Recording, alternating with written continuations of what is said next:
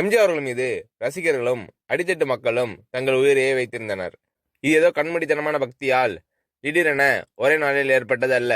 அந்த அளவுக்கு ரசிகர்களையும் சாதாரண மக்களையும் எம்ஜிஆர் அவர்கள் நேசித்தார். சில நேரங்களில் ரசிகர்கள் எம்ஜிஆர் அவர்களிடம் வரம்பு மீறி நடந்து கொண்டாலும் அதை ரசிகர்களின் அன்பின் வெளிப்பாடாகவே எம்ஜிஆர் அவர்கள் எடுத்துக்கொள்வார்.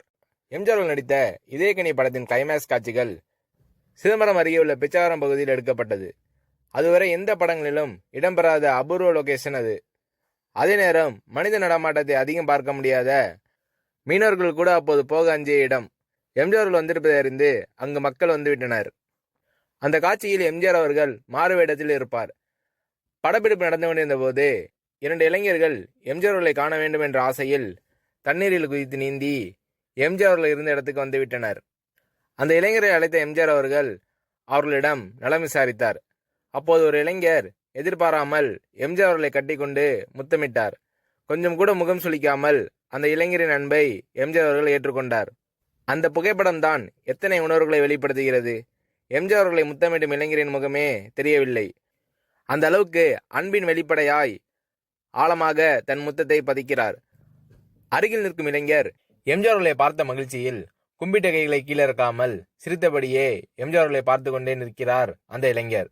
நீரில் நீந்தி வந்த அடையாளமாக அந்த இளைஞர் அணிந்துள்ள டிராயர் தண்ணீரில் நனைந்து உடலோடு ஒட்டியுள்ளது. முத்தமிடும் ரசிகரை அணைத்தபடி அந்த ரசிகரின் அன்பு மலையில் திளைக்கும் எம்ஜிஆர் அவர்களின் முகத்தில் மகிழ்ச்சி.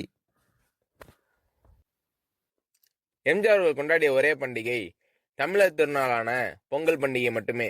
அன்றைய தினம் கட்டுக்கட்டாக பணத்தை எம்ஜிஆர் அவர்கள் வைத்துக்கொண்டு தன்னை காண வருவோருக்கெல்லாம் கைக்கு வரும் பணத்தை கொடுத்து மகிழ்வார் எம்ஜிஆர் அவர்கள். ஒரு முறை பொங்கல் நாளில் ஏராளமான நரிக்குறவர்கள் எம்ஜிஆர் அவர்களின் ராமவரம் தோட்டத்துக்கு வந்தனர். எம்ஜிஆர் அவர்களை கண்டதும் உற்சாகமாக கூச்சலிட்டனர்.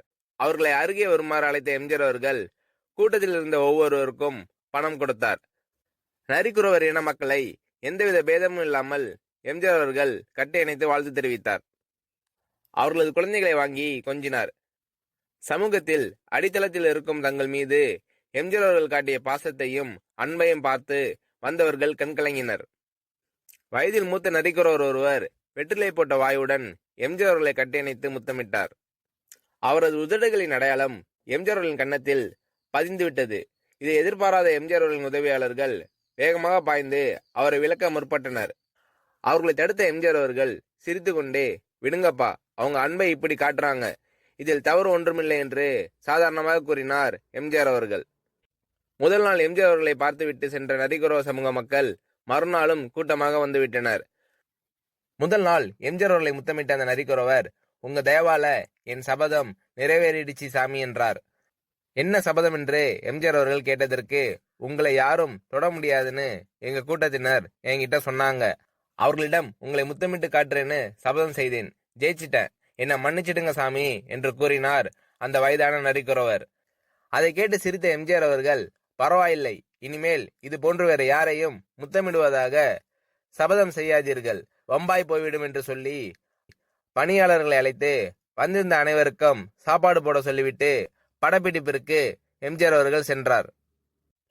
மேற்கண்ட 2 நிகழ்ச்சிகளின் போதும் எம்ஜிஆர் அவர்கள் முதல்வராக இல்லை.